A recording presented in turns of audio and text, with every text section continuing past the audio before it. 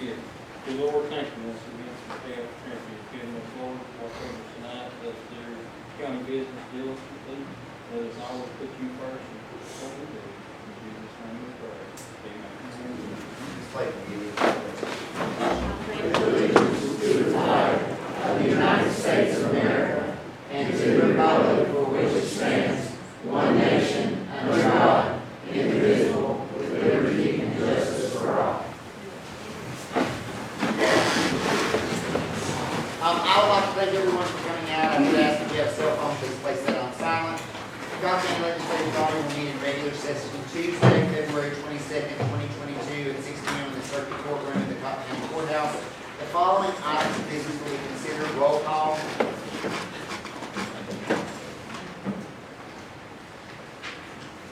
Barry Ford, Here.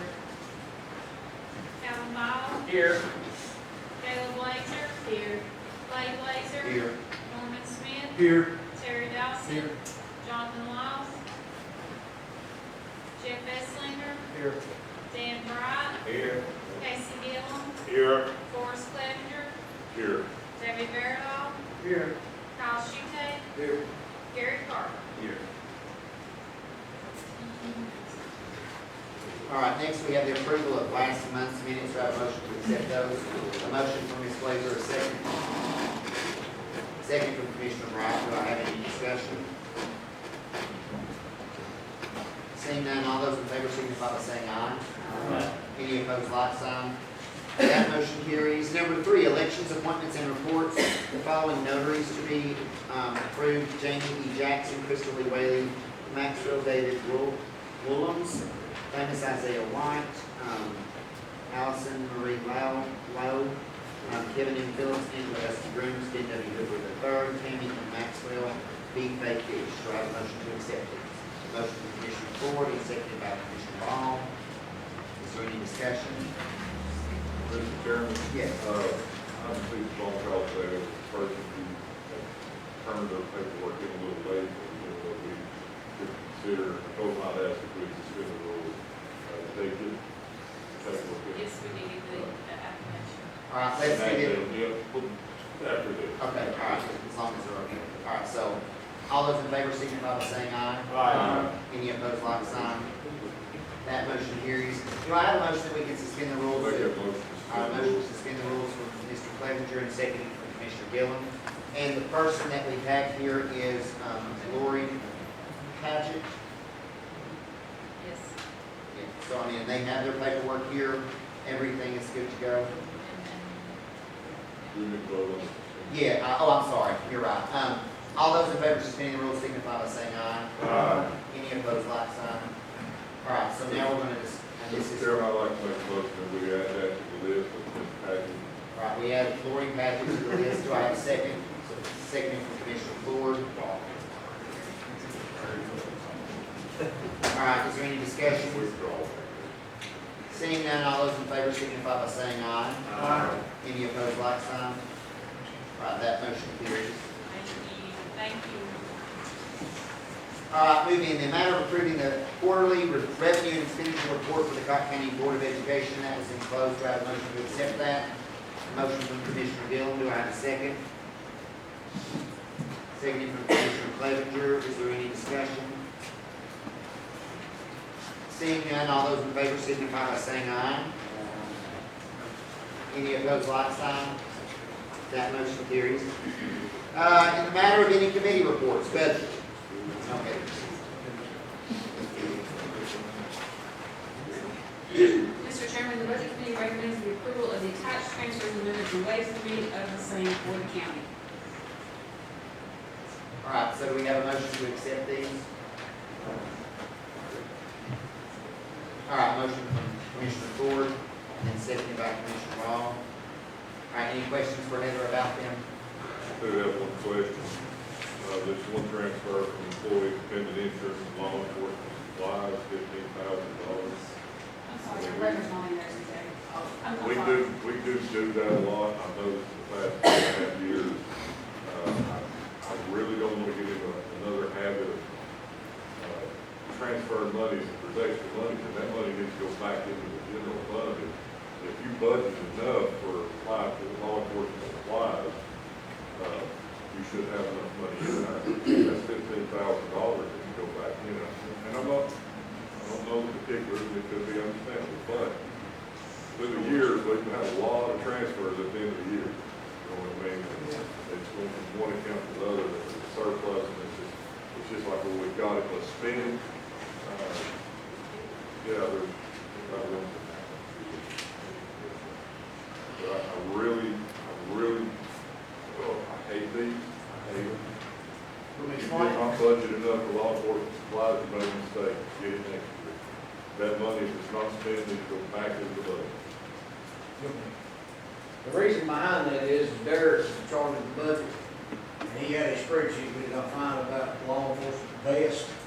And with the turnover rate that we had previously, there's 18 ballistic vests that they have to have, that we have to measure and get through Craig's firewall. $11,000 of that will go towards those vests.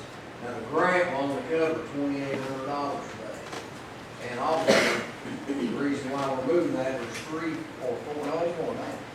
There's actually $40,000 in a specific line item that can be moved where some people did not take the dependent insurance this year, whether it's because of family or military or some reason that. The reason why we're needing that is to get those vests, and obviously we didn't know that the price of things was going to triple this budget. But you That's- see where I'm saying, Oh, when you yeah. just made that statement, that there's money in these accounts that can be moved, that's exactly what I'm against. If that money's in that account, it's earmarked for a specific item, and it's not used, it needs to go back to the board. And that's just my. Which is, I mean, it's not going to be misused, it's going to be used It doesn't about matter this. if it's misused or not, it's just not free money, well, let's found this, let's go blow it on this. We create a budget, you know what we need at the beginning of the year, mistakes within that budget, and I'm just giving my opinion. Oh, I agree. You know, I like pink. these transfers at the end of the year, they are a thorn in my side. I think it's something that we need to get away from. And I And we agree. need to go back in the budget. Let me answer really quickly. I just heard you say, you had 40,000 in there, right? You got what? You had like 40,000 in You there. got $40,000 in there. So- Now, some of that's been transferred for grants, where we've got like $10,000 for grant money. But what I'm saying is you didn't realize the expenditure that it was going up and you found this money that you wanted to, over like. We didn't realize we was gonna have to buy 18 ballistic vests. And the cost of them has been up. The cost is went from $550 to $650, So you found this money and you wanted to put it in there to cover. just to cover the vests. And We it don't should have cover to. all those things. It'll cover 18 vests. Okay. And I'll tell you this, let's not leave anything out. The cases of ammo for us to qualify is $50 a case increase over since January of this year, and we didn't know that. And we just got that released to us. So I mean, everything's going up, but that's just for that. But the ballistic vest is the most important thing. But you've got 18 ballistic vests that went up $100 a piece, that's $1,800 and transferred to 15,000. 18 vests times 650. So you said there were 650, there were 550, Yeah, 650 times 18 is 11,700. but, okay. Yeah, the rest of it just for the increase in ammunition. And I'm not really just harping on this item, don't, Oh, I know. this is for future reference, so when Yeah. it starts popping up, I'll notify. Yeah, you won't see it. All right, any other question? Well, it seems like it's good he found the money, because otherwise we'd been in trouble. It'd pull from the general fund, so good job. So finding it. basically, I mean, it's not changing your money at all, really. I mean, No, it's not, there's everything, if anybody knows, everything in this county or country went up. that money was triple. already in the budget in the first place. It is, what you're it is. saying. Okay. And like he said, you have to budget insurance for every employee, because you don't know who's gonna take who name. So I mean, you have to budget, but like I said, but there's 40,000, we're on the transfer of 15 that we could use, that's just. All right, any other questions or comments? All right, if not, let's have a roll call vote, please. Barry Ford, Yes. Calvin Ball, Yes. Alan Blazer, Yes. Clay Blazer, Yes. Norman Smith, Yes. Terry Dawson, Yes. Jonathan Laws, Jeff Esslinger, Yes. Dan Bright, Yes. Casey Gillum, Yes. Forrest Clevenger, Yes. David Verdoff, Kyle Schutte, Yes. Gary Carter. Yes. I just want to make a note that there was no transfers from the school system this year. Is there any way we could put that in the minutes so that if there's any confusion later?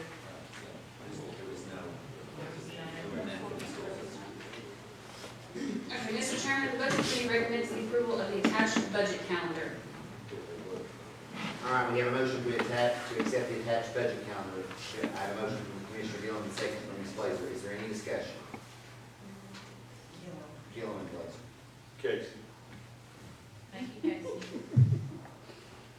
All right, any other questions or comments? All right, with that, we'll do a roll call vote. Gregory Ford, Yes. Calvin Ball, Yes. Taylor Blazer, Yes. Clay Blazer, Yes. Norman Smith, Yes. Terry Dawson, Yes. Jonathan Laws, Jerry Kisslinger, Yes. Dan Bright, Yes. Casey Gillum, Yes. Forrest Clevenger, Yes. David Fairdoff, Yes. Kyle Schutz, Yes. Gary Carter. Yes.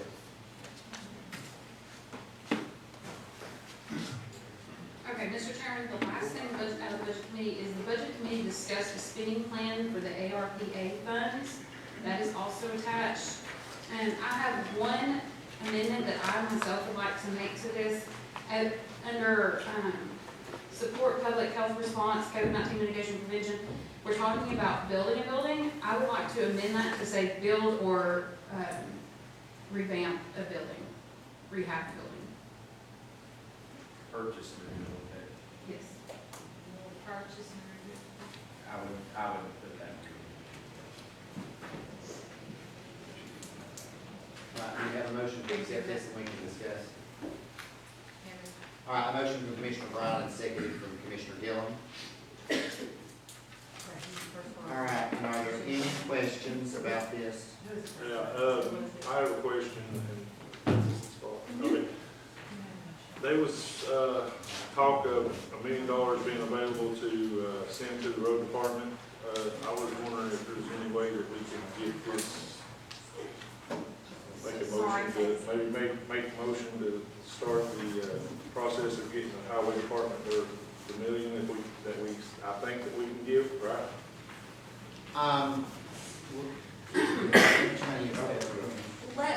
After this spending plan here, there is approximately $1,060,000 left.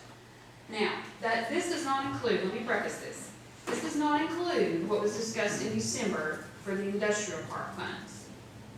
So we still have to consider that in this plan, that's not here, so that would deduct off that $1 million.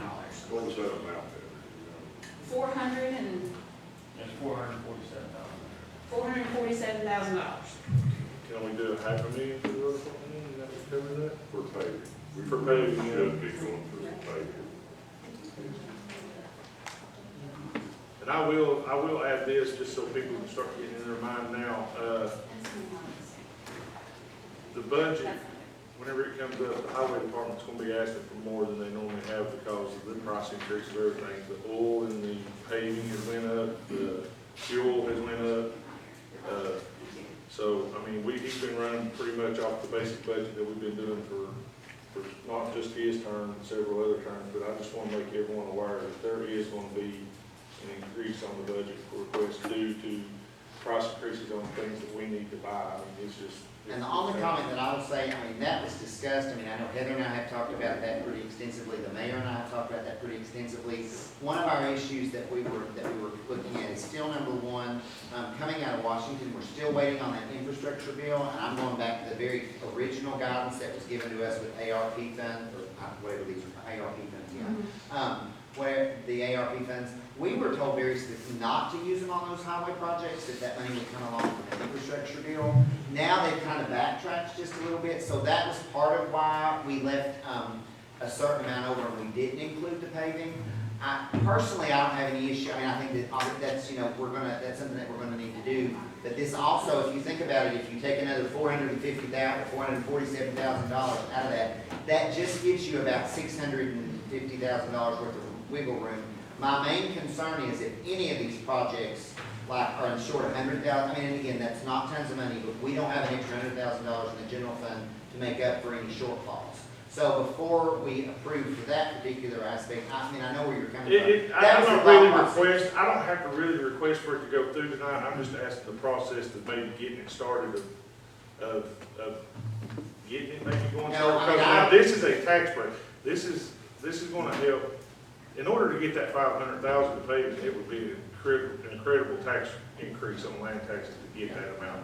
And this is, and I was under the understanding that we were released, that we could use this for this because we would have lost so much money in the revenue. So I don't see the problem with it in that, but I do understand what you're saying as far as the other projects. But Like, for lack of a better word. those and I- tax projects that and if I- we didn't have the Yeah, and I'm money, we not had trying to. to, and I'm not trying to put Right, words in right, I Heather's know. mouth, but we'd already started on like getting the ball rolling for all these other projects, and then, like, that's happened within the last month, that it's turned out now that we can use those. But I still will say, I mean, even though they've not quite finished it out, we have been told, again, numerous occasions, that like, this infrastructure bill is gonna send money down the road very specifically for those Yeah. projects. See where that's at. Yeah, I know, Also, I it mean, could not happen too, so. right, that's very true. This is monies that is there that could be used for what I'm saying is I'm just seeing something that is not costing any tax increase to get, and it's gonna help with the roads as opposed to these other projects. Are they tax increases? Are they things that we have to increase taxes to cover for some of those projects, all of those projects? You know, like I mean, I don't wanna say, I'm not trying to attack any of these projects and make them sound any less important. That's not what I'm doing. I'm just saying, you know, this is a way to not have to increase the tax to get some money for the roadways. And people, I know everybody in here knows what kind of road problems we have, so I'm just trying to make a move on something that I know that the county could really use. And I'm just looking for the process of where to start. I'm gonna say that this next budget is gonna be tough. I mean, have we seen any increase in our revenue streams, property tax amounts due, sales tax revenue? We don't generate much for sales tax revenue anyway. $500,000-600,000. For the general fund, yeah. Yeah. Just for the general fund, but, yeah, sales tax has done really well over COVID. I think everybody was shocked to see how well sales tax did, but other than that, really, there's not been a giant increase in tax, or any kind of revenue. It's property tax. Oh, well, yeah, Rafton did do a good job in jumping. Extremely. But another reason to keep this $1 million, is there's other projects and things coming too. Like the health department is coming in March, because something has just come up from the state, because the state got their own set of these ARPA funds that they can now divvy out to their departments. So the state divvied out to the state health department a certain amount of money. So now the state health department is divvying out to the county health departments money.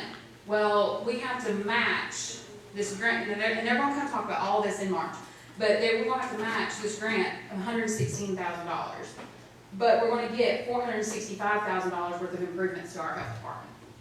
So I don't want to just use up all of our money when we've got things like this coming that could also help benefit that we may want to do, and then we'd have to sell them. So it's a weighing process in what we want to do as far as projects go. Is this something that I just need to send to maybe the finance to discuss and go? I think so, I mean, I think that's something we can look at. I make a motion to move it to finance. Two things that I will say about that, Casey. Number one, I know that, at the end of the day, I mean, and I know that there are, and this has always been a hesitation on, and when I say on the commission standpoint, especially for some of us that have been here for a while, is although you can give $500,000 to the road department, and you know that because you've worked there for a while, that doesn't mean that the road superintendent has to use it for payment, even if we give it to that particular realm. Now, this money is slightly different, but I think there are just some concerns about that, particular factor, as well as just, and I'll be honest with you, I don't think that we have had, this particular sewer project that we've gone, we just met with the NU people on Friday. I don't know that we've had a larger economic driver in this county in the last 20 years. I agree with Sarah, that's So- that is probably. One of our other, Compromise play. do what? What if we done this? I know we're allocating $2 million to the field. And we had talked about that several times, $2 million is really high estimate. I think we could probably do it maybe even half or save some money there. What if we added into the wording, any remittance from that $2 million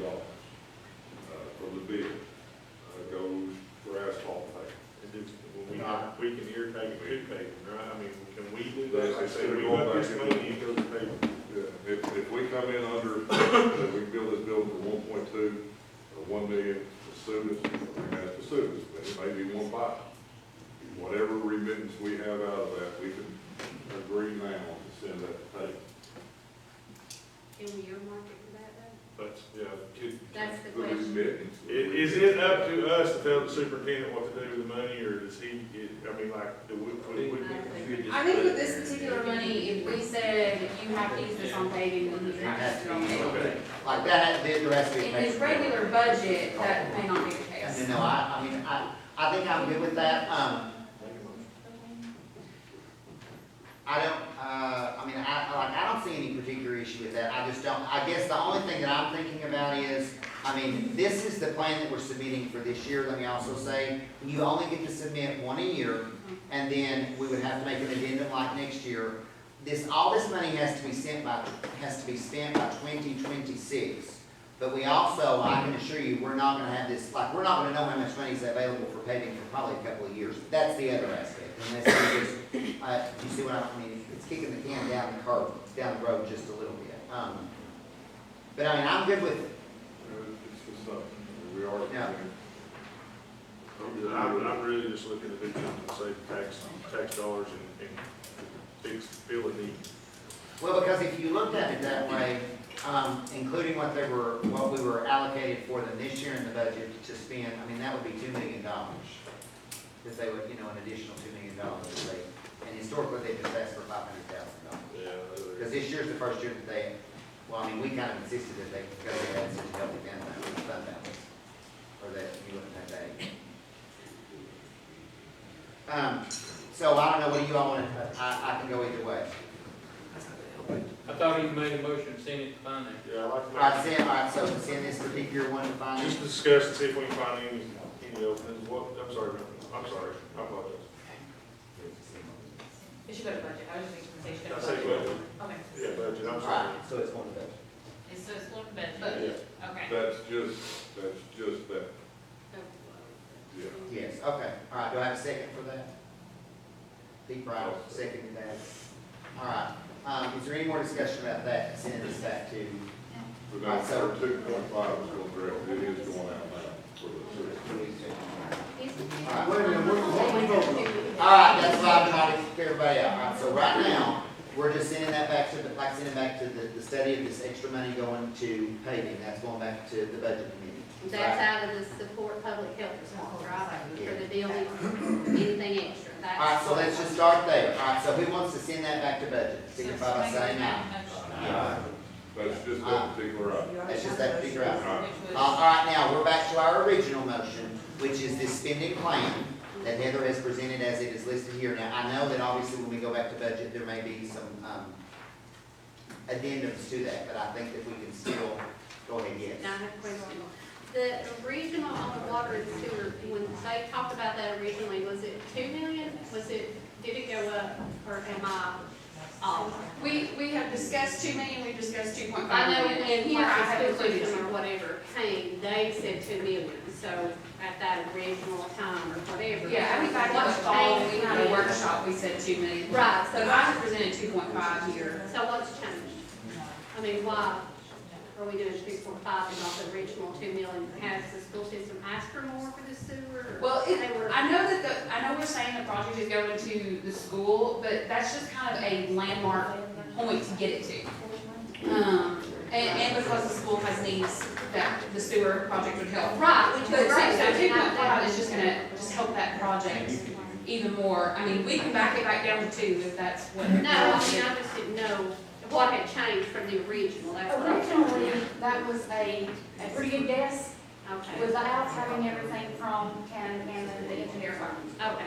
There was a couple of different ways that it could have possibly named, got possibly highway, might be at Wilton Springs. The state's funding a lot of, spending a lot of money to rehab the 440 exit. Right. It was cheaper to go down that, but there was more like good spin on Gravy Bed or Fourth Main, and it did drive up the cost a little bit once they finally got the plan. That is still the most cost-effective route to take, and it does pick up the 440 exit that the state's going to get like 20 or 22 million into, 20 million into, and now that will have sewer there or water.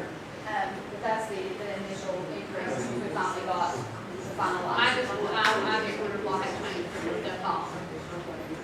So, if we also put like, you said industrial park. The industrial park is not in here because at the time the packets went out, I didn't have the dollar amount. So are we voting on the So industrial I do need somebody to make a motion to include that 400 in, because I think back in December you all did it without a dollar amount. I need that dollar amount in the minutes, if you all do. In December, we said 450, and Alright. the actual number 427. All right, so hold on for just a second, so everybody can kind of follow along. I'll wait till everybody's done. All right, so, right now, some of our questions are, based on what I'm hearing. Number one, we've got that, the ARP funding plan, as we've attached here, does not include that $447,000. We have already agreed to do that. We did that in our December meeting. But we have not, this is an overall plan, so like, that's part of it. We didn't agree on the amount. We only, it was never an amount we agreed to do, but we didn't have the amount, is that not correct? No, I thought we had, There's not an amount in there. There's not an amount. but we knew it was about $500,000. So if we made a motion on this, it would be like, I make a motion to approve. Well, it just is to amend this particular plan. Well, this whole, I would make a motion to accept this plan minus the $2 million for the bill, it's going back to budget. And also to include the $447,000 for the industrial improvement.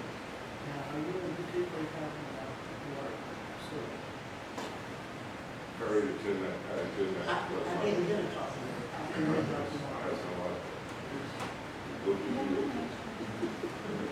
I'll make that motion that we approve this, That we approve this. minus the $2 million for building, that goes back to budget. And I also want to include in this, the $447,000. Isn't there a little bit of change on that? 250. Yeah, 447, 250. $447,250. I make that new form. All right, so now the motion is to accept this plan as it's written. That's minus the $2 million, and like we're gonna go back and look at that in budget. But and also an additional, to line up with what we did in December, the $447,250 to go, for the industrial park. Yeah. Yes, that's in this. Industrial, yeah. All right, so Forrest has a motion. Do I have a second? Seconded from Casey. All right, is there any discussion? Mr. Chairman, how much was we talking about on the nonprofit organizations? How much is the fire department's getting, the volunteers? We never decided. I don't know that, yeah, right now, this 325 is just a lump. I know that nonprofits have submitted applications, those have not been necessarily awarded, dollar amounts have not necessarily been assigned. So we took off about 400,000 off that too, doesn't mean like it's 750,000. Yes. We were looking at So you nonprofits, I guess. So, are you throwing this nonprofit in with the same motion? Yeah, it's all good. That's what I discussed. I don't have it. I'm on your moment. We have, I was thinking it was a dollar amount that we discussed going to the, fire department. I don't feel comfortable about, because these volunteer fire departments got to have help. And I know there was applications, but from what I understand, there was some confusion. I don't know why, but every one of these fire departments need help. And again, I will just go ahead and say, that's not, when you talk about $350,000, that's just specifically for nonprofits to include the fire departments. I think that, and I'll be honest with you, I think at this point in time, whenever we go to that, that's gonna have to be like a general committee, and we're gonna have to look at those and to figure out what the criteria is, how we wanna break up that $350,000. That's not something, I would say that's not something that's just gonna be sent to you all. Like, this is just a rough plan of how to spend the money, but, I know what you're talking The about. thing about these fire departments, they help every one of these. They aid every district we've got. And some of these nonprofits do not. Well, how many we got? 7 total volunteer fire departments. Let's sit there. No, we don't count the 6 I'm not counting subsections, I'm just talking about every fire department. 6 volunteers in rescue squad. Oh, yeah, okay. Yeah, 6 volunteer fire departments and the rescue squad, I think we should give them at least $12,000 each. which is what they get in our. It's what they normally get. That's what fifteen. Yeah, it's what they normally get. I think we should, that way they double whatever they normally get a year. I'd like to see that added to this motion. So in addition to 325, we're gonna say that the fire departments are getting 12,000 each, is that correct? It will be 12 or Out of the 15. 325. No, I think Norma's saying in addition to the 325 or out of the Out of it. 325? No, out of 325. Out of the 325, okay. No, Mr. Chairman, I'd like to amend my motion at this point. I'd also like to add to my motion that out of the 350,000 for nonprofits, we earmark 105,000 of that for our volunteer fire department to be distributed. including this as well. Including the rescue squad. That's Is that gonna be enough? Is that all? So all of a sudden, we was $750,000. Somebody came up with a idea of $325,000 without a consultant. Nobody wants to explain to us what's going on, who made these choices. The fire departments has been getting left out. It's just like, we could have used the fire hydrant down there, we're in the middle of nowhere, we'd like to have a little bit of a water line extension on the main highway, it don't have to go to our house. We get the fire departments, we give Kirksville stuff, we give Hartford stuff, we give Kowski stuff, we're just totally left out. My phone has run out the hook. And it's just like, I'll ask whoever, I'll just say, one time you tell me one thing, the next time we go to another. So all of a sudden, 750 went to 370. And then half the people didn't even know. You had applications for nonprofits. There's nothing else said about them. Yes, number one, the fire department's concerned, I want to thank you. It's a shame that we can't do more than $10,000 or $20,000 a year. Now, that's my opinion.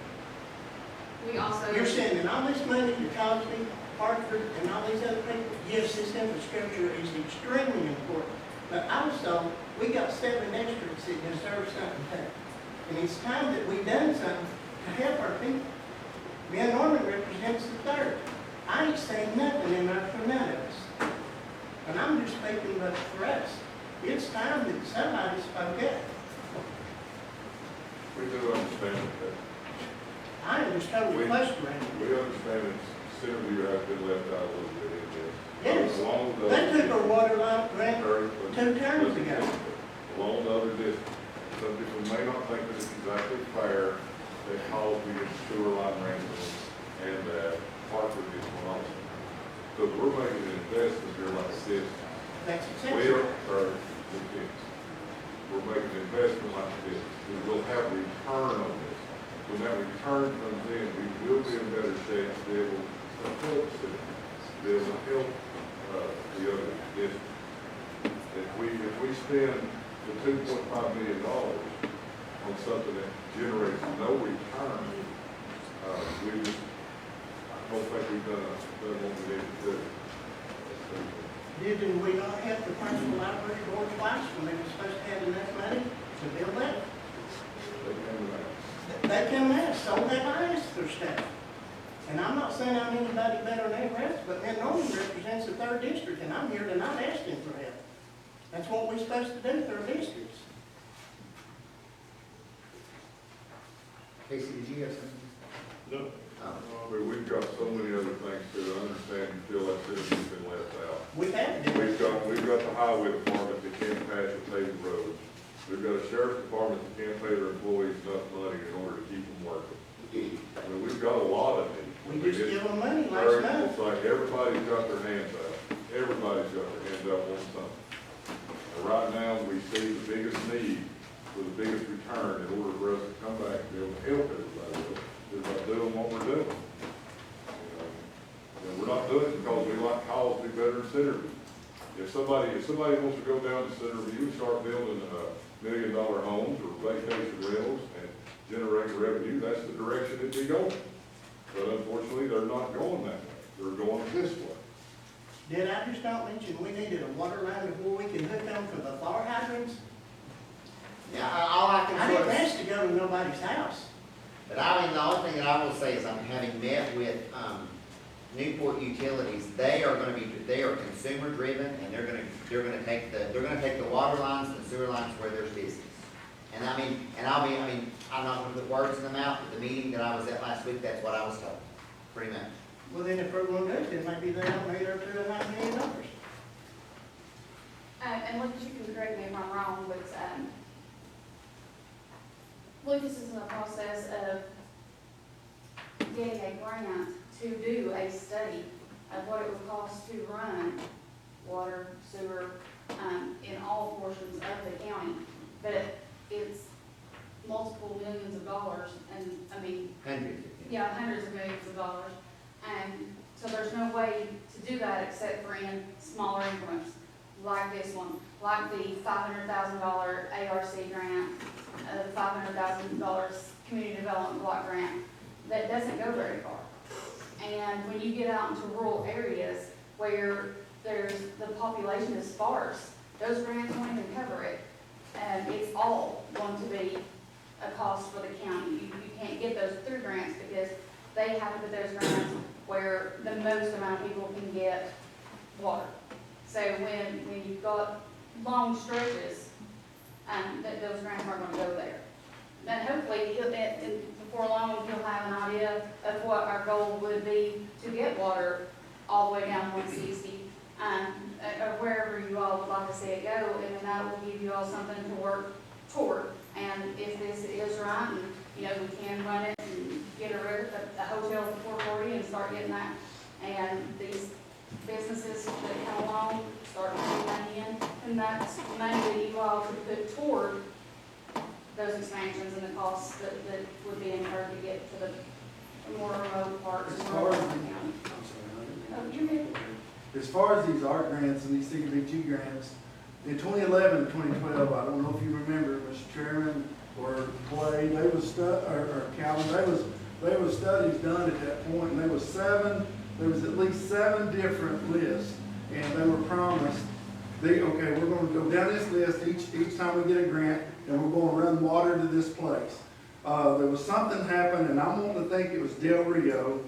They weren't on the list, but yet they jumped ahead on the list because of something there was bad water, and they needed to get it up there to the school. So they jumped ahead on the list. The next one on the list was Bobby Road. And then I've still got a copy of the list, and I've got the map that I got from NUD back in 2011. Okay, here's where we're gonna go next with the water. It just stopped. And so that's, we talked to these people 10 or 12 years ago and said, look, if you'll be patient, it's coming. But there's nothing now that's showing this is where we're going with it. They stood right in the routine club meeting. And Newport Utilities, Norman and Junior was down there at the meeting. We was on the list. We was supposed to be approved. They stood right in our building. I've got the minutes. And we just been And Mr. Clevenger and some of these other gentlemen, they don't understand what we hear because they live in town, they have city water. But when you're down there in Bobby and some of these other areas, and you take water out and you tap it, it's so black because it's got sulfur in it. I mean, that's high on people's list. And we don't need to forget that. Well, I can say that, and I'm going to be talking about it a little more further on down the agenda, but for right now, while there's so much money coming for water and infrastructure, the community development block grants that are not doing on the water lines. When the ARPA money runs out and they start doing that again, it's very important because from what I've been led from the development district who does our applications, it's really based on the public meetings, getting those people there from the districts that are looking at getting water in, and then they evaluate if this pocket of people came and had this, and this, and then they evaluate the cost of each of those, and then they do well samples, and then they pick the area that they can get the most people, and there's some income requirements. Those studies were done. They- That's what I'm telling you. The studies were done. They went house to house, and they said, hey, if we run through here, here's how many we can pick up, and this is what it's going to cost you. And these people were told, there were studies done, there was meetings done, there was group meetings done, and it's before your time. I'm not saying, I'm not throwing this happened in 2010, 11. I mean, it's a long time ago. I just told you, they was down there at the roofing club, standing there and talking. Of course, yes, Yeah. down here. So, You know, you can go out there, they won't even talk to you. but Well, anyway, that's my point, I'll be quiet. all right, do we have any other questions or comments here? I do have a question for Lucas, please. The $447,000, I mean, this is added, and I know that you're going to complete, but I thought at one point that you came and told us, well, this is all the money we need, and now we need something else done. I just want to know, are we going to have another time to come and say we need more for this industrial park? Don't think that I'm against the industrial park. I want the industrial park. But to date yet, I only know of one person in there, is the water company, and not being told that anybody else is going to be there for jobs. So, where are we at? What's happening? Okay, so, on the recruitment wise, You might want to stand up for him right here. sorry, Thank you. we're talking about recruitment wise, I mean, we're doing orders all the time. There's a big problem right now is we just gotta get some sites that are ready to go. IDB will be meeting next, or as soon as, Bassberries are done with the paperwork, so we do have a tenant on it, and we're voting on it. Here pretty soon. So, how many jobs that will bring to county? There'll be 35 or 40, I guess, is what that company would be. It's small.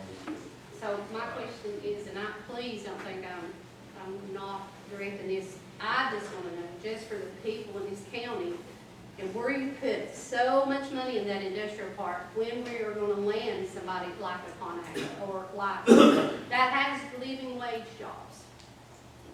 I mean, I'm getting asked that all the time, and they're like, I don't know what to say to them because I don't know. Okay, we're talking about Conagra, we're talking about this. No, I mean, I'm just talking about what's going to go out in that industrial park. I don't. So the innovation part is technology and light manufacturing. That's not necessarily Conagra type production. We can do food production out there, but it's not intended to be Conagra necessarily. Technology or advanced manufacturing is what we're targeting. We have gotten a letter, there's a couple of people, I said next week, sent a letter anyway. We have a letter of intent on the table. It's a fairly big project, but, we're getting the paperwork done, we'll stay here right now. I'm not ready to make that announcement tonight. That it's 30 or 35 jobs is what you're saying? No, that's a different, that's a small project. Project I'm talking about is part of a bigger thing. And you wanna get with me after the meeting.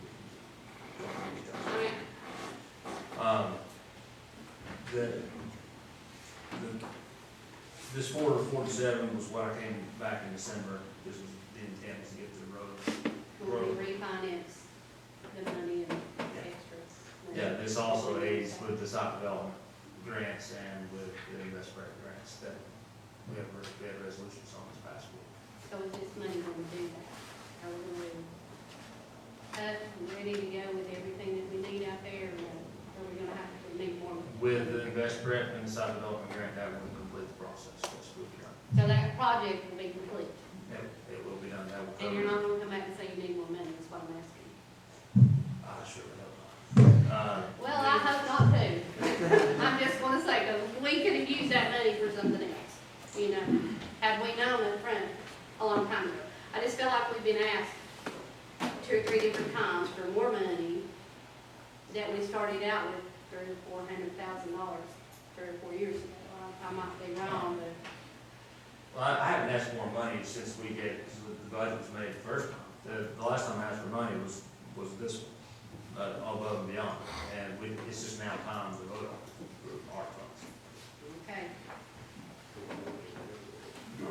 All right, any other questions or comments? Do we have a second?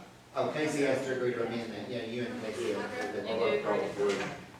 All right. With that being said, any other questions or comments? If not, we'll have a roll call vote, please. Barry Ford, Yes. Alan Hall, Yes. Gavin Blazer, Yes. Clay Blazer, Norman Smith, No. Terry Dawson, Jonathan Lyles, Jeff Etzlinger, Yes. Dan Bright, No. Casey Gillum, Yes. Forrest Clevenger, Yes. David Fairdown, Yes. Kyle Schusay, Yes. Gary Carter. Yes. Can I ask a question? Is there a way possible, do we know how much it's gonna cost to run water where you need it? Do we have a price on that? David Gill is running those numbers for y'all right now. I would ask that question. Does For him to Senator get still it. run water? Yes. Oh, yeah. All the schools have it, it just doesn't go out within. One of our main concerns is, we got a hydrant at the school. When we have fires on Bear Creek, Glendale, all the way down the river roads and stuff, it takes, the house is burnt down before we get water. Well, what my point was, if we could get one on the main road, we'll never have water in my house, I don't care. What would it take to see if we get a study on it, to see what it would? I think they're already doing it for. They are working on that, because now, one of the things that I will say is whenever we met with him, whenever I met with him on Friday, like, I raised this particular issue, Lucas, I knew that this would be like a real concern as you're kind of breaking it down, because there do seem to be some areas that are getting, I can understand the concern that you're having, especially when we think about this, really at the end of the day, in terms of districts, when you think about that, there are some districts that have gotten more, there are some districts that don't need as much, like with those of you that are representing here in town, there's not as many infrastructure needs as there are in the second district, or in the first district, or in the third district. You're just not gonna have, you don't have the infrastructure needs in the seventh district. That was one of those concerns that we shared with them. But at the end of the day, to a certain extent, I know that we can talk about withholding our money, but we're sort of at their mercy to do what they tell us that they're going to do. Well, maybe before the end of this time, we can look into some way to actually get a few more fire hydrants there.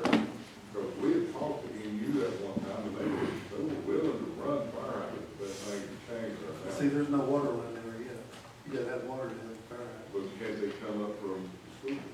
Yeah. What we was asking. But sorry, the fire hydrants serve a lot more from it. You got water they can feed off of. And it also helps with the fire rating. It'll help your ISO and the fire department. Your insurance and everything will go down for your decision. I think it's something we really need to start working on. I really believe that we lost, less than 2 weeks ago, we had 2 houses, totally lost. The time that we got from their house to Centerview and our trucks back, they was gone. I'm not saying it's 100%, but I'm thinking that we could have possibly saved at least one of them. And I'm not asking water for me, I live on that road, I don't care if we ever get it, but I'm asking for the main highways to get us some fire, is what I'm asking for. To represent our people. Right, I Henry, mean, is if that all you somebody have? burns up down there, I've told you guys, you know. Okay. Moving on, landfill. Nothing for landfill, you're, the others don't know. Very good. General. That would be good. Yeah. Because we have a deal. The general budget is the other, That would be good. fix mine.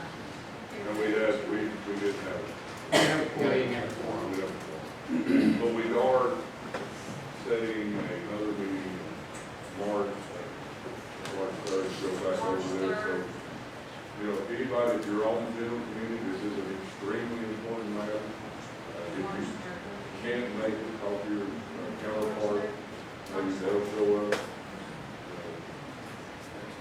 You've got 14 commissioners that could actually be in the meeting. You've got 3 So, that's, Okay. No. yeah, yeah. All right, very good, thank you. Public safety, Well, we did have a meeting, I thought it was very productive meeting, and we had all those with stakeholders, fire department, hospitals, and different things. We're gonna have another one the 28th, so I asked everybody on the board if they want to come, bring some ideas of what you want to see with an ambulance service, and what you think we need within the ambulance service. And there was a great turnout. Yeah, they think they might be included on the contract, what's now. I will not be able to attend that meeting on the 28th, it's gonna go one day, so I'll be in Nashville. But I did want to say, and I'll send out an email to y'all, because I've got, another RFP from Blount County that I've got to get to you all. But one thing, you all might have been thinking about it different, but, I was thinking we had, quite a bit of time, it's, you're in, it'll be February, the next time you could actually vote would be March. If you all did decide to bid that out, another business was more favorable, we would need to technically give that business time to come in. So, we can't wait till April to vote on it, and then have us, enough time to get a good RFP that you all agree on, and then give them enough time to get it, by May or June, and expect them to start working in July. So, deciding whether or not you all want to bid that out, or, that's gonna be very important to give time to get everything done. And that's why we asked everybody that will attend that meeting on the 28th, and then we can maybe vote on it in March. You asked Nancy next, she said she'd be there. all right, very good. She asked me to get it. Oh, yeah, because she was the only person that did, but I talked to Bryce Sutherland today, and I told him if he wanted to come, that's fine, and anybody else that wants to come, that's fine. Very good. All right, moving on, number 5, purchasing, I don't think there was nothing with that. Number 6, an amount of report from the county mayor. I put myself on the agenda. Okay, all right, so you're good. Number 7, an amount of report from the county attorney. County attorney, do you have anything? All right, an amount of report from county commissioners, if any. 2 things that I wanted to let you guys know. Number 1, Shalay asked me to share it here. If any of you all are interested and or are willing to marry people, individuals, we can do that as county commissioners. If just let them know. If not, you're not going to be, that's already right. If anybody does It's that. just that they ask for a list, they'll ask for people, and we will be fair to anybody that wants to be. So Gary, you said yes, correct? Okay. Second thing I was going to say, this was just for me. I know that this month was my month to give you a name for a new name for the recreation board, and that name I'm submitting is Kim Stubbs. She was taking the place of. Are you done? Yeah, I'm in. Mr. Chairman, if there was a lady here last week, Ms. Henson, that brought up the query. I have give everybody copies of the petition with about 200 names on it, of people that live within a mile and a half of that are against it. I've asked the clerk to add that to the minutes and make sure it's included. Since I did reach out to the county attorney of what we could do as far as our part, and do you have anything that you can share with us? So for the county to have any kind of oversight, we would have to have some kind of zoning in place. Right now, the county doesn't have that. And even if we passed it at this point, this specific board would not bother it. So any concerns at this point, you would have to take to the Tennessee Department of Environment Conservation, because they're the ones that oversee it. So I would suggest reaching out to them at this point. Mr. Chairman, I did reach out to TDEC myself, and I saw, you can go on the website, you can see all the pictures, you can see everything, and I've had a ton of phone calls, and I understand, I mean, I get it. I wouldn't want to query in my backyard, but these people aren't the enemy. They're just wanting their property protected. But, when you get right down to it, and this may make some people mad, but Mr. Hummel's not the enemy did what he was supposed to do. He went through the process. The enemy is, this board hasn't done what they should have done years ago to protect the people. And people, you know, when you start mentioning zoning, well, you're not gonna tell me what to do with my property, but, by the way, I don't want a quarry beside me. See, you can't have it both ways. And there is a way to do soft zoning where it's not as intrusive, but it does protect these people's property. If you'll look around us, this started, all of our surrounding counties did this, started in the 80s. So we're 30, 40 years behind everybody. But I'm sorry, you know, I've looked and tried to help these folks. I don't see anything the county commission can do, but I will say this, the commission, it could be folks in your district next. The thing is, it's just a slippery slope. I'd say about a year ago, we had the lady with the dogs. You know, she's upset about the neighbors barking dogs out in the middle of nowhere. You know, every couple months, it's gonna be something else. We do this, they're not gonna be happy because they're gonna want us to do that. Well, It's just a real slippery slope. Well, that's not gonna, zoning has nothing to do with ordinances. This, I'm talking about, what's one of our crowded schools? Edgemont. Well, you know, one reason Edgemont, we moved, how big a trailer park we just moved over there? Right? If you had, let's say Smoky Mountain School, somebody's got 50 acres. I want to put 100 trailers in here. Well, guess what? Most of them's going to have kids.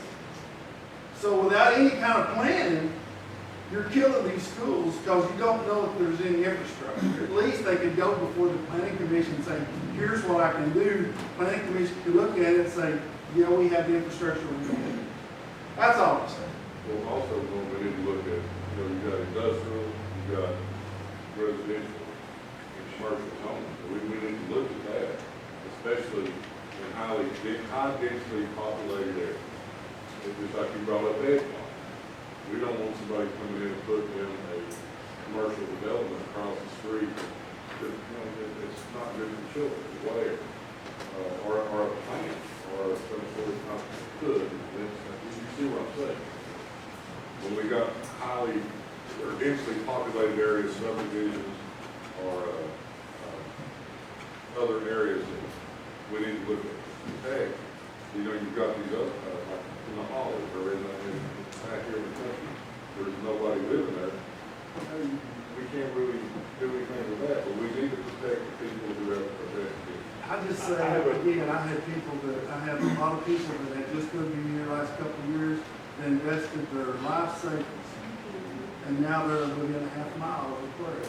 Can I ask something? Well, I just wanna, I mean, there is people that you can hold accountable because Jerry, I'm pretty sure that the home site said that they bought that before they ever bought their property. Shouldn't the seller of that property have to notify them or something like that? That I don't know. Do you understand what I'm asking? Well, here's the thing, yeah, I think so, but he permitted in 2014. And that's when, and he's been re-permitted since because of different things. And again, if you go to the TDEC website, you can see that. But again, I'm not saying he's the enemy. Right, no, I know. But I am saying one thing, that there's not a person sitting here with one quarry in their backyard. I got them in mind. Right? I got them in mind, and I can't complain about that. But I think that's what we do, you know. Yeah, but I'm just saying, you know, and I feel for, you know, I feel for folks. But I'm just saying, we need to look down the road, guys. Can we send that maybe to Jerry when we talk about it, the general committee as far as some type of zoning? We did this once, and it did not go over well. Revisited and done it with a wider touch. Well, it needs to be that, Something very again, I'm not talking about a barking dog, I'm not talking about this, I'm just talking about residential or. And I think as Norman said, there's a big difference between zoning areas, like I always use it, zoning in commercial, industrial, agricultural, like that's a different sort of a situation than wanting to. Yeah, like it's just your land usage. that are in there, and some of that's gonna be, like the city already does that, like you can't just go up and, like build whatever you want to within the city, like you have, if it's not zoned for commercial, then you can't build a commercial area. I think that what we're trying to look at is we We just sort wanna have. of need something like Something that, similar. something similar. But now, I think that we also need, and just to kind of throw up a couple of, to just the opposite side of it. A big part, like, there's two things that I was sitting and thinking about as this was going over. Number one, I know that Commissioner Carver made mention to me, like, I guess it was Friday, we were talking about, that Jefferson County, and they require building permits, whatever. Jefferson County is growing at such a rapid pace, they have had to halt all, like, they're not allowing it anymore to, because they don't have the infrastructure to withhold. They can stand up to it. Now, part of what I think makes Tennessee attractive to our out-of-state, people, are they're leaving those areas that are, as Mr. Shute was kind of pointing out, they're leaving those areas where they're really being constricted to come into a place where they weren't. But if we're talking about where these people are coming from, I don't think that they're concerned. They are concerned about ordinances. I'm not sure if they're concerned that I'm buying in an agricultural area that I'm going to have a farm beside of me or out of me. I think that we can look at zoning in a little bit. Yeah, I wanna make it plain, I'm not talking about ordinances, I'm talking about some kind of light zoning, land uses to protect people. Property That's all. Mr. There's a fine line where my property rights end and yours do. All right, so that is, Can I mention one more thing on, because when they talked, they were concerned about the burning there. And we did check, I did have a fire chief who responded to, the clearing of property and the burning there. And they got with the state because maybe it was burning brush like that.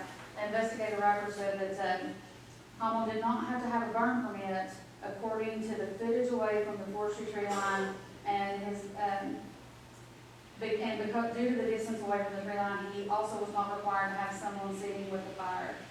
So he seemed to be, as far as the state and the state investigator, he seemed to be compliant with that as well. I like to go on record to say, one thing T-Det did say for any of the folks that's involved, that's concerned that their groundwater may be affected, they need to have that groundwater tested now. They don't need to wait till the operation does start, because if you don't have it done now, and then it goes bad, then you can't really prove that where it was affected. But I would like to go on record to say that and give some advice on that. all right. I'll say one more thing too, and this concern this. And I've told a lot of people that I've talked to about it before. I don't know Mr. Hall, and I've got firsthand experience on his other field. I've had friends of mine that had property damage done directly because of the quarry operation. Mr. Hummel always settled his debt. He always made it right. He bought several properties if that was needed. There was a friend of mine had damages done to 2 of his rental homes. Mr. Hummel paid him on the spot when they told him how much the amount of damage was. Never even argued, just paid him cash. Now, for what that's worth, Also, just one more real quick thing. The water quality permit is not up for renewal until 2024. The air quality permit for that particular quarry, it will expire this year. So the sign should go up, the public notice should be there, and there would be an opportunity for people to comment during that. So if you've got the dust, the air quality concerns that was mentioned, look for that this year, and you can go to the TDE's website to see when that's going to open up. I would say, and I'll be quiet, I promise. If you go, I learned a lot about this. One thing that's surprising to me, you was talking about signage, that sign just has to be there 30 days. So there's a lot of opportunity not to see it. And as far as a public meeting, they won't meet with you. They won't even let you know they're going to have a meeting unless you put yourself on a list down there for any future projects that might come open. So, T-Day. All right, any other comments from county commissioners? All right, if not, let's move on to that report from the county partnership. That copy's enclosed. Do you have anything else? Nothing really to add other than, interest in the common agri facilities is remains to be high. You can get the report, from the partnership meeting. this past week. On, site visits are almost weekly at this point. And in case anyone's asking or concerned about it, I think we're heading in the right direction.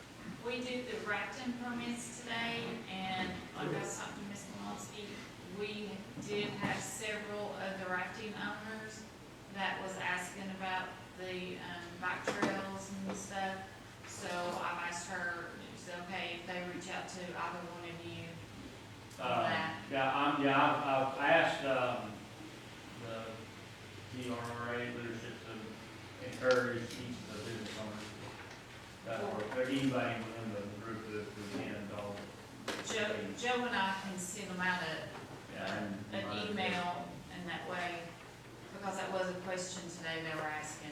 And the ones that missed, I've got, we've got meeting minutes, and every meeting we got recorded, and they can walk wherever we got presentation materials, and that's all those.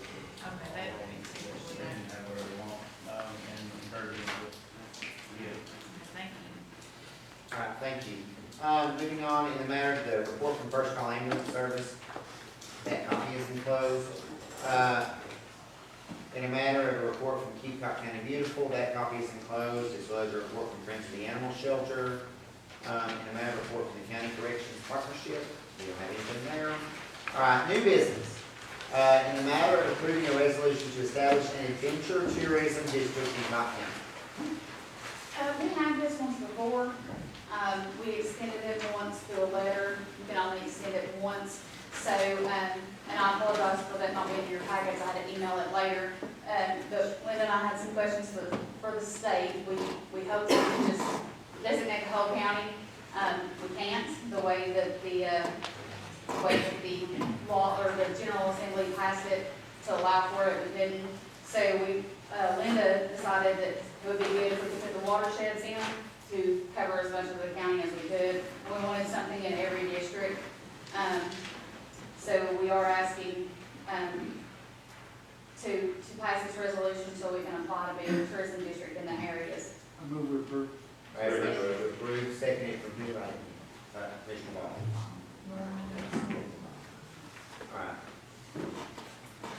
All right, any discussion? If not, all those in favor signify by saying aye. Aye. Any opposed, like sign. That motion carries. B, in the matter of approving a resolution authorizing the submission of a 2022 Community Development Block Grant program application to fund a public health and safety equipment community livability project. That's what it's called. If you all will recall last year, we did an ARC grant application for $500,000 to start a phase going toward Parrotsville, and we were approved for that ARC grant. At the same time, we applied for another $500,000 community development block grant for water in the Parrotsville area and to pick up a piece of Bogard that had good, that had a lot of people at the public hearing, and it fit and met all the requirements. Well, we've been waiting this entire time for approval. They've been waiting to see what they're going to do with the ARP money. So they finally decided that they weren't going to use it for water line grants.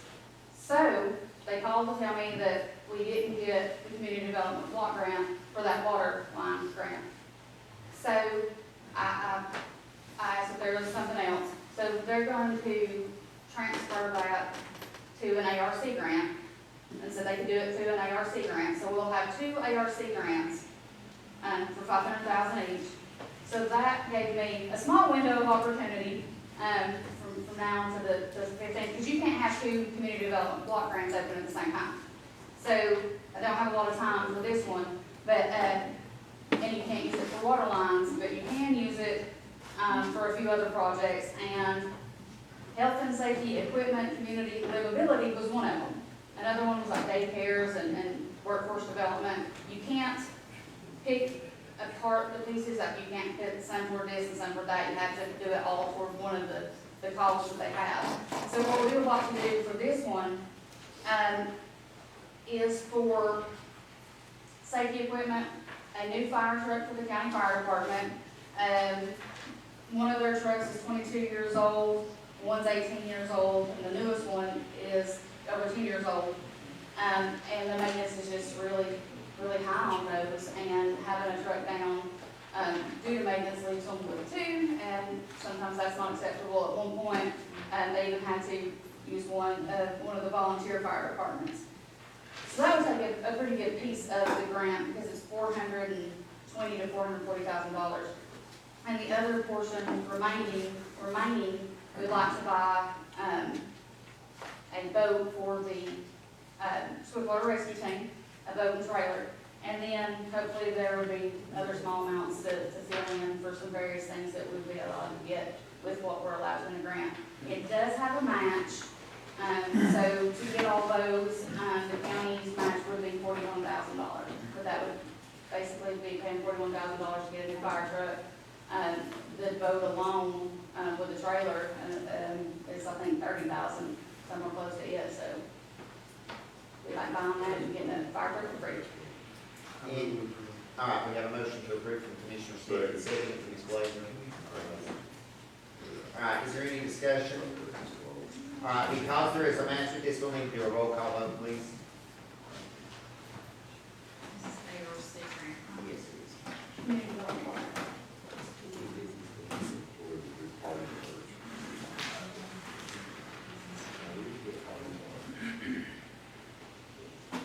Barry Ford, Yes. Calvin Ball, Yes. Taylor Blazer. Yes. Clay Blazer, Yes. Norman Smith, Yes. Terry Dawson. Yes. Jonathan Laws, Jeff Esslinger, Yes. Dan Brock, Yes. Casey Gillum, Yes. Forrest Clevenger, Yes. David Fairdoll, Yes. Kyle Schutz, Yes. Gary Carter. Yes. That motion carries. C, in the matter of appointing the following board members with terms to the Cocke County Municipal Solid Waste Planning Board. Those are below: David Fairdoll, two-year term; Gary Carter, two-year term; Casey Gillum, two-year term; Barry Ford, four-year term; Clay Blazer, four-year term; and Terry Dawson, four-year term. I make a motion to accept. All right, a motion from Commissioner Cleveland to accept, do I have a second from Ms. Blazer? All right, is there any discussion? Yeah, I got a question. Does it, yeah, how do I frame this? I'm not running again, so will I still serve on the board? I'm fine with that. This is the board that we previously used the landfill committee. This is 6 landfill committees. I left one off because the way the resolution is, the county does 6, the city does 1 because it's a municipal. This is the board that meets one time a year in March or April to approve the solid waste report, the waste reduction report.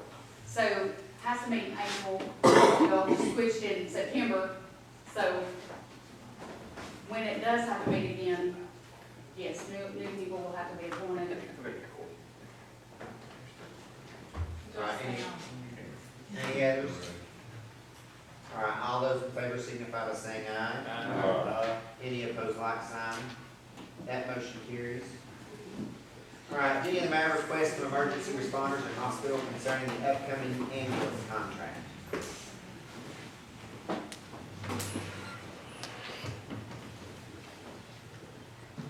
Well, good evening, ladies and gentlemen. I promise I'll be brief. I do appreciate the opportunity to come before tonight. Several months ago, this has been before Thanksgiving, I was approached by several members of our emergency responder community as well as the staff in the hospital and the administration of the hospital. And with the understanding that the current ambulance contract was coming up for bid or was going to be expiring this summer, they all came to me with one singular concern, and that is that the current contract that we're operating under is both insufficient and outdated. And I think you all have probably had the same feedback from your constituents to that regard. So it's something that I think we all can be in agreement on.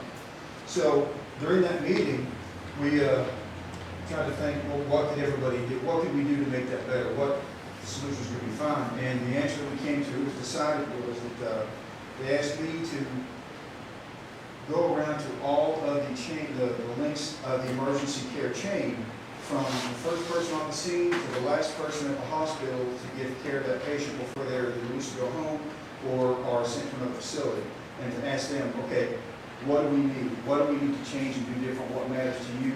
Essentially, what can we do to achieve the best results out of these situations that are often spring from the worst moments of our citizens' lives. Because right now, I think we all know people are dying because of this contract is bullshit and inaccurate. And that's not faulting anybody. That's just that we want to attack the problem, not people. So, from the perspective of attacking the problem, what I did was I went to spend the last few months interviewing and attending the meetings with everybody, again, everybody in that first responder chain, both from the hospital administration, the workers of the hospital, to our the EMA Association, which in all of its constituent parts, which is everybody from county fire, volunteer fire department, city fire, city police, county sheriff's department, or the EMA, the Newport Rescue Squad, all across the board, from all those folks.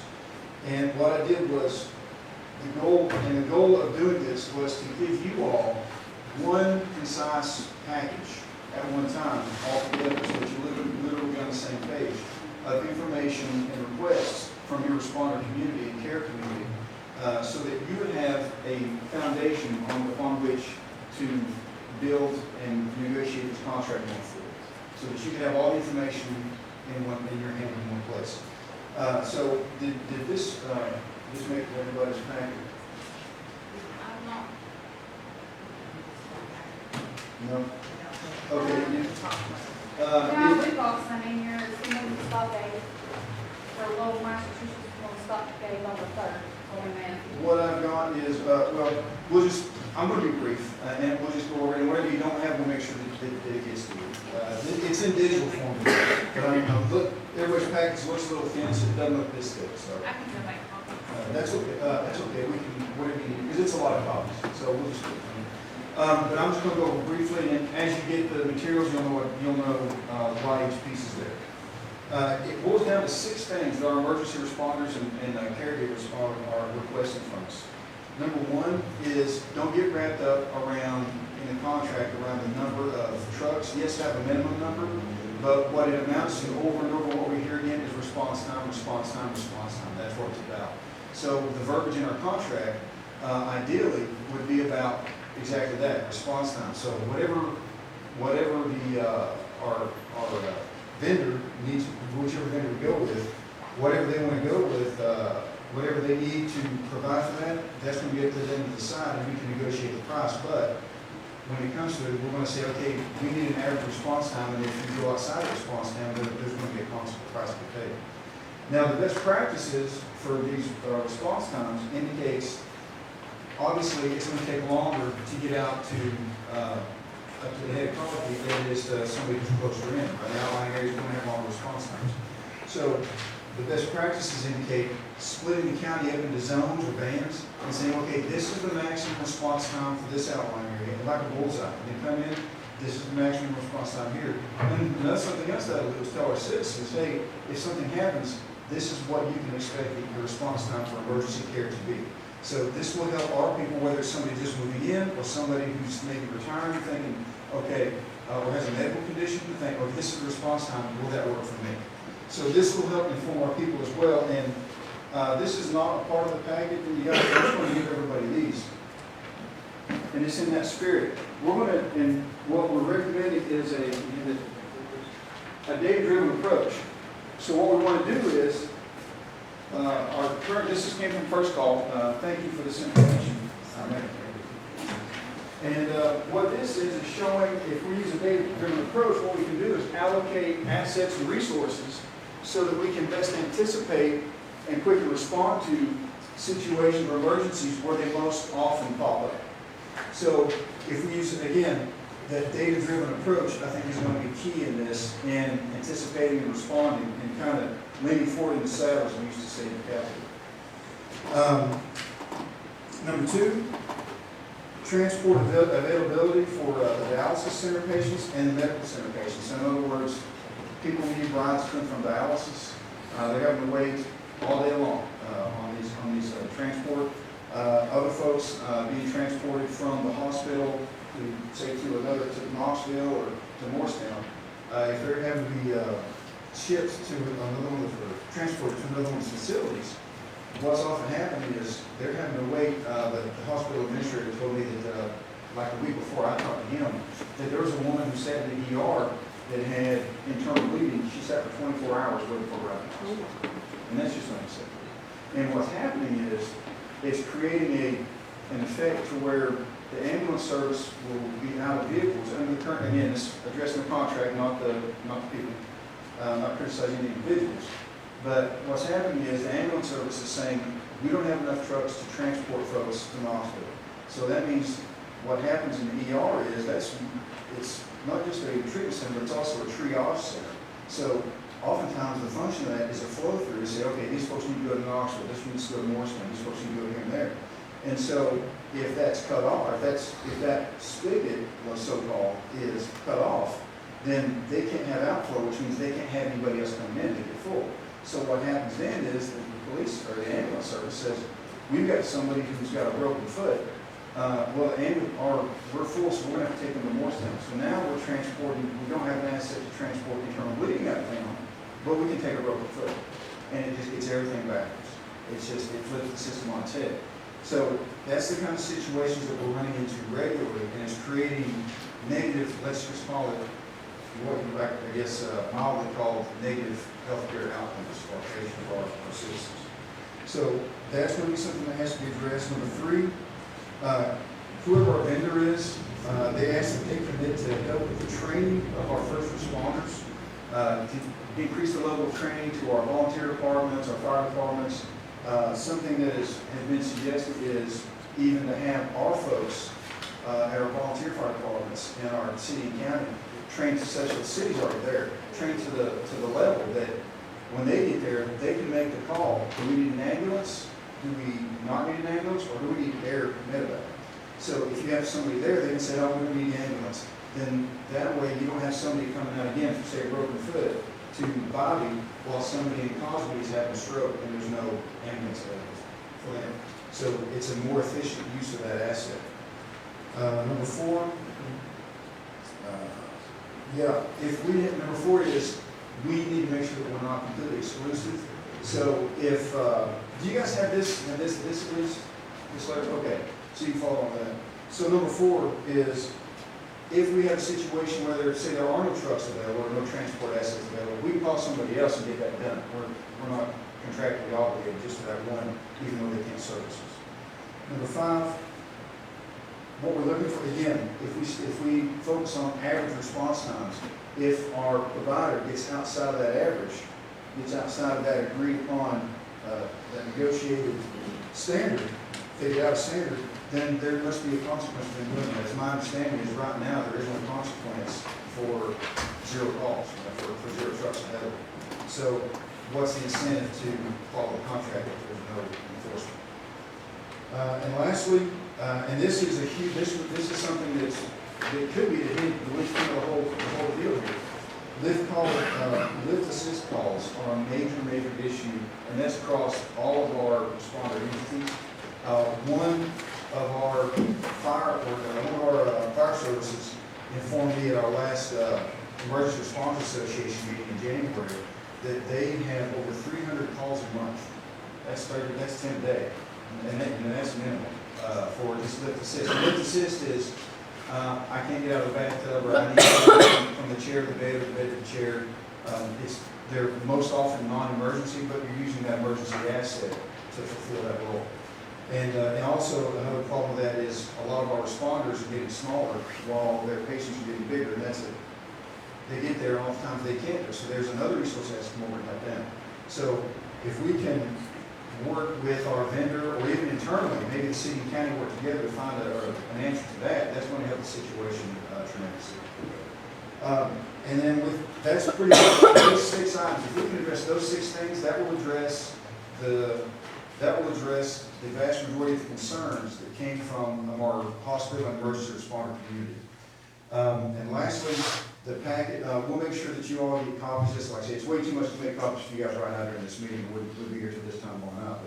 But some of the things that are in there is, this is from the hospital, some key points to consider when negotiating a contract. We've got a couple of documents about average response times, what's reasonable response times, what are some national averages, national standards. We've got something else about some other some documents. And every one of these aren't things I found. I just want to make sure to clarify. I'm not inserting myself into this. I was asked to help. And so what I'm doing is taking everything from them and giving it to you so that you can work with that community. And I'm going to step aside after I give this to you all because I'm just trying to be that liaison for now so that you can get that conversation started and again, build that foundation so that we can get those positive outcomes. But every one of these documents came from either the hospital or emergency responders because they wanted you all to see it. And lastly, we have 5 sample contracts to help with the negotiations. I think these will be crucial as well. We have 5 sample contracts, and in addition, Mayor offered some more in another meeting. So we've got plenty of sample contracts to look at to draw the verbiage from, the standards, and other ideas that we can use to tailor to suit our own needs. And the last thing I'll say is, it was recently brought to my attention that as far as First Call is offering to, if they can find anybody to be an EMT, correct me if I'm correct, if we find anybody that will do that, they will train them and pay them full-time pay while they're going through training to be that EMT until they get that certification, and they'll hire them right after that. And we talked with Chris Evans of the TCAT, the regional, and we got that job posting in every one of the schools that he represents, so we're trying to find folks that are going to be there for that. And also, there was a pilot program, the state EMS board, I think if I'm saying that correctly, recently, just this past year, made it possible, they okayed the idea of seniors in high school to take EMT training. David Crockett High School up in Washington County has had the inaugural class last year. They're going to have the first group of high school senior EMTs. So that would be something else that we, I think, should be looking to take advantage of to help fill the ranks of those folks. Because that's one of the biggest problems we have is finding people to do the job. Again, we just want to build a foundation to help the people of our county get the care that they need. That's all I have. Does anybody have any questions? Anybody think for me at all? I will say, I'm pretty sure, and I've got those electronically, I'll send them to make sure those are the ones you intended. Sure. I'm pretty sure the public safety got them from Scott on the 3rd. Yes. And Yeah, I when you think all give, that was in that night. with the exception of the California one, and I sent it electronically. If you weren't on public safety and you want those, I've got those electronically, and I can send them to you. And Just those let are me know. basically, what he covered is basically all the points that we talked about in that meeting. Exactly. So you've all got it in one place now for the whole board. Okay. All right. Thanks. Thank you. All right, next in the matter of approval of the solid waste facility modification notification. Wait. All right, we have a motion from Commissioner Gillum, do I have a second? Commissioner Clevage. Is there any discussion? If not, all those in favor signify by saying aye. Aye. Any opposed, like sign? That motion carries. Number 5, miscellaneous. I have one Yes. question, is the 911, personnel going to be at meeting 28? Yes. Thank you. I And make the did- motion that we Oh, no, adjourn. we got, just very long. Oh, And I'm I sorry. forwarded Casey, I forwarded her phone number to you and Ms. Yeah, Gail. I forgot. Go ahead. I want to notify everybody that Yeah. we're looking at probably a 2 months delay, extension on getting the landfill open. We're about 2/3 of the way finished at this point.